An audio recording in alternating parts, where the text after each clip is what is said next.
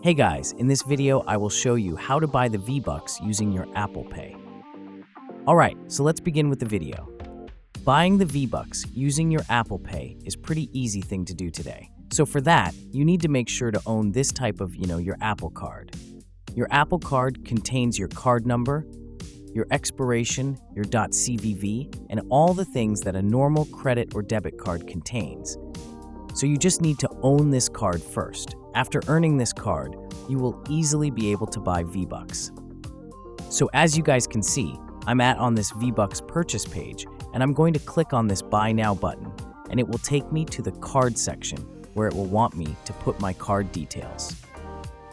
Now here, you simply have to click on this credit card, and here you have to put your Apple Card's detail. And after that, you simply have to click on this Place Order, and your V-Bucks should be bought. So that's pretty much it. So that's basically how you can buy the V-Bucks using your Apple Pay. So that's all for this video.